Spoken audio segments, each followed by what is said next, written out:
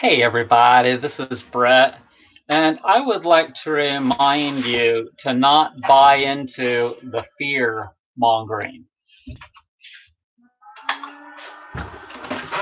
So let's look at the definition of fear mongering. Fear mongering, the action of deliberately arousing public fear or alarm about a particular issue. Okay? So it sure seems to me like that's exactly what they're trying to do right now. And who is trying to do it? I just watched a video. I didn't watch the whole thing. I just watched it for a few minutes. The U.S. Surgeon General. And yeah, why would he be doing that? Why are they trying to flatten the curve? Why are they all stressed out about it? Well, you have a whole public, a giant public that I've been talking about for a long time that is not very healthy.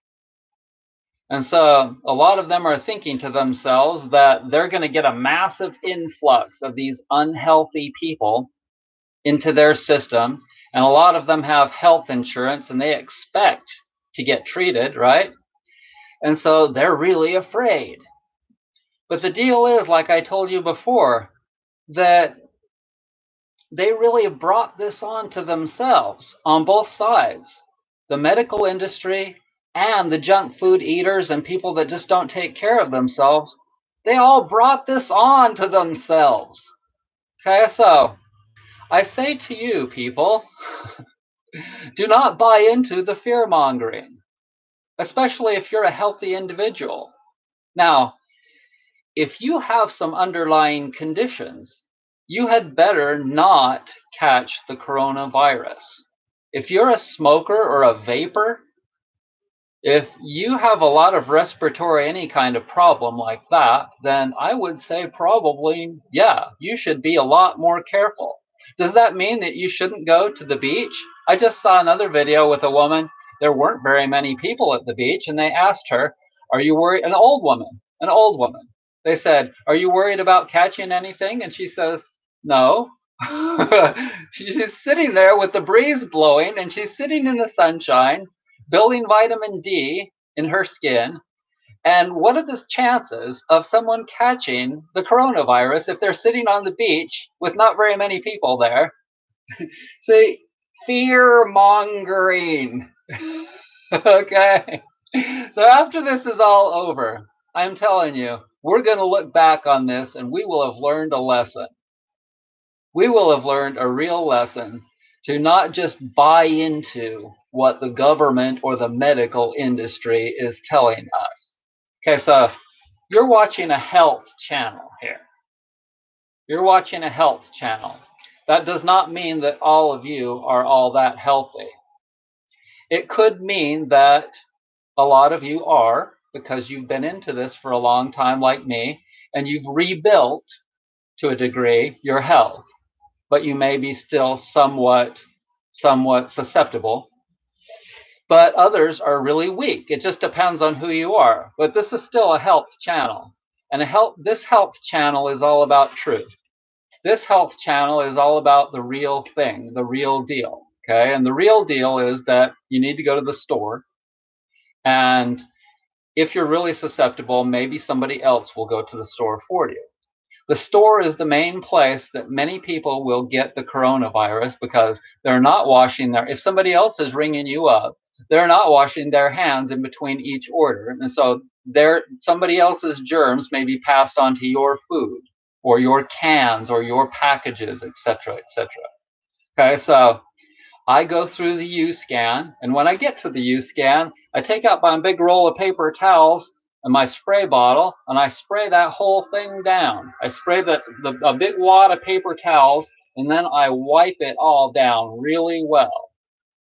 When I get to the store, hopefully it's not too busy. It wasn't today, but there was quite a few people. But, you know, there's only so much you can do. And basically, everyone is going to get the coronavirus, probably. Maybe not this time around, but maybe next fall or maybe next spring. Whatever. All you can do is your best. Everyone is going to eventually die, and people that are freaking out over death aren't into the natural thing. You have to get to this point of where you're accepting of it. And so, what you want to do is be logical about this, because the worst thing about this whole thing, probably, besides the financial burden and stress, is the mental stress, the mental problem stress thing. Okay, so if you feel like going outside or doing something, then definitely do that, because when you go outside, that's the thing that really calms my mind, when I go out into nature and really connect with that. And if it weren't raining today, I would be doing that right now. Or I'd be out, if it weren't so cold too. It's kind of cold here too. But see, you've got the people that are on the other side that are all freaked out over this, that deserve it. And then you've got people on the health side and the people on the calm side that realize that they're full of shit. They're full of shit. And that they're just protecting their own precious interests. That's the deal. They're protecting their own sanity, serenity, whatever. And so, like I told you before, I absolutely love this. I can't say that it's not scary. It is. And I'm really sorry about those of you that are going to lose grandparents or whatever, friends that have not taken care of themselves. But it seems to me that if a person is relatively healthy and that they haven't done anything to their respiratory systems and they haven't really weakened their immune systems with a lot of antibiotics, blah, blah, blah, if you're a health person, you're going to be just all right. And a lot of you, it doesn't mean that if you're not a health person, that you can't buy yourself some time by being careful and get working diligently on your health, because you can. And who knows, you can do a lot in a year. You can do a lot in a year or two, and maybe you can keep from getting it for a while. I'm going to read just a couple of things.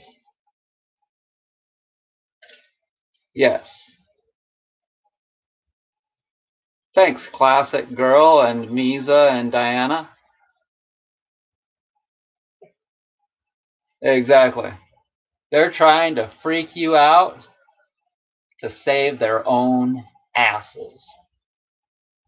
So I want to thank everybody for joining me of this quick little video. Just a reminder, beware.